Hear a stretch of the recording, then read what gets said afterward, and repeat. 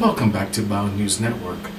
We're actually tracking a cluster of severe thunderstorm activity in the area of east central Texas as well as Louisiana. And we're also taking a closer look at two pretty well-defined low pressure systems in the area of the Great Basin as well as the Great Lakes area. If you're new to BioNews Network, please go ahead and subscribe to our channel. We bring up-to-date weather reports for our subscribers, and we try to stay abreast of all of the latest developments with the weather. So as we get closer into this weather forecast, we're going to go ahead and load our cuboid so that we can actually show the different elements of the weather that we're going to be looking at, the different dimensions. Of course, we're going to start with the current cloud cover in our GOES 16 satellite imagery as well as precipitation. We're also going to be taking a look at the ground level temperature as well as dew point, and also for this weather update we're going to be looking specifically at supercell composite imagery and forecasting with respect to the cluster of thunderstorm activity that we anticipate along the east coast of Texas as well as Louisiana, New Orleans area, and also coastal Mississippi coast. So this is actually our current cloud cover, and as we mentioned before in a previous update, we were taking a closer look at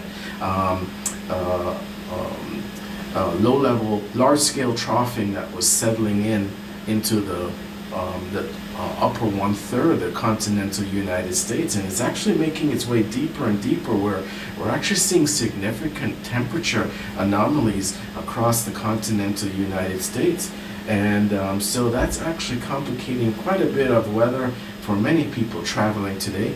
And of course, if you remember, we had significant thunderstorm activity in central Florida only a few days ago, which led to significant cancellations in that area for air travel.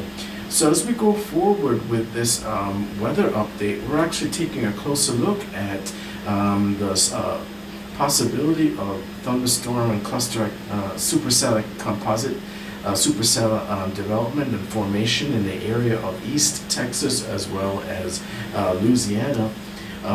As you can see, we anticipate sort of severe thunderstorm activity along southwest Louisiana as well as upper Texas coast. We're anticipating large hail and wind as a result of these systems.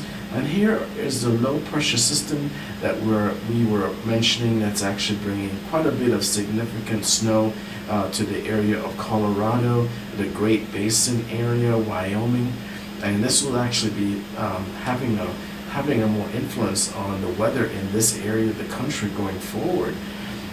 As we take a closer look, also we anticipate that will be heavy rain inland along the Louisiana coastline, with a cluster of severe thunderstorm activity possibly brewing in this area.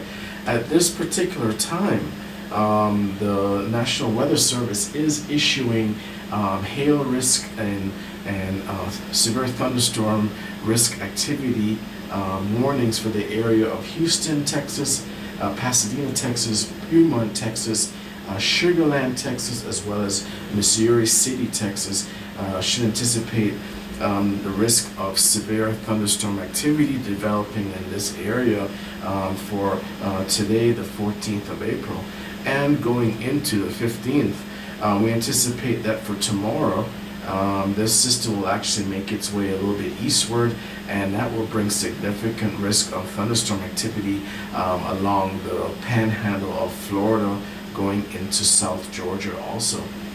The thing with these supercell or thunderstorms that are actually forming in this area is that we're seeing an increase in low-level moisture in the area, and we're also seeing a decrease in what's known as convective inhibition, which actually can put a boundary layer on the formation of these thunderstorms in the area. So with a combination of low-level moisture increasing and convective inhibition lowering, we do see that the risk of severe thunderstorm activity is increasing in this area. So residents of East Texas going into Louisiana should be a little bit more cautious as far as their travels going into today and tomorrow. And of course, with all of this comes additional wind, and we do want to go ahead and load our pollen allergy report for this weather forecast, especially for those who are traveling. We do see that there are alerts for the following cities with respect to Flagstaff, Arizona, Prescott, Arizona, Santa Fe, New Mexico, Philadelphia, Pennsylvania, and Dayton, Ohio.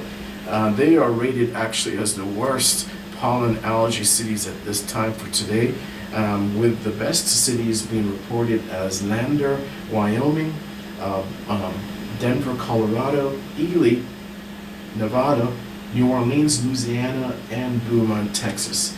So that is actually our pollen report for this weather update. As we go forward into this weather update, we're also going to be taking a look at significant anomalies with respect to the ground level temperatures. And we were reporting this in several, in different forecasts prior to this one. And if you notice, we've seen quite a bit of a cooling down effect across the entire country as this polar vortex kind of sets in a little bit more. If you remember from the AO and NAO oscillation indexes that we mentioned earlier, that has to do with the North Atlantic as well as the Arctic oscillation, we mentioned for the next few days that will actually be in a negative, so it will actually be dipping. Colder temperatures will actually be dipping a little bit deeper into the continental United States. And if you take a look at Arizona, which has been a hotbed for a week ago, we're seeing in Yuma, Arizona, it's now 55 degrees. In the central New Mexico area, and we're in the 50s here. If you take a look at Colorado area, in the 32s, in the mid-30s, Wyoming, in the teens. And as you go further north into Montana and Idaho, we are seeing quite a bit of elevated snowfall activity, especially in the higher elevations. But this is actually a low pressure system that has actually gripped its way onto the Great Basin area, and there's also another low pressure system that's going to be well defined and having an impact in this area primarily for tomorrow, the 15th. But as we take a closer look at what's actually happening in the Gulf of Mexico, there's a increased low-level moisture, which is going to increase the level of the risk of severe thunderstorm activity in the area of East Texas, New Orleans, Louisiana, going forward for the rest of today. And if we actually take a look at what's called the MU Cape values also, we see that those are in a range of 2,000 to 3,000 joules per kilogram in certain regions, and that, if we remember from previous forecasts, that has to do a lot with the contribution of fuel for the development of these severe thunderstorms going forward. So we also have bulk shearing, which is another element that could increase the likelihood of supercell formation in this area. So we are monitoring this area for severe thunderstorm activity at this time. And if we take a closer look at our dew points, we see that the dew points are pretty much well saturated.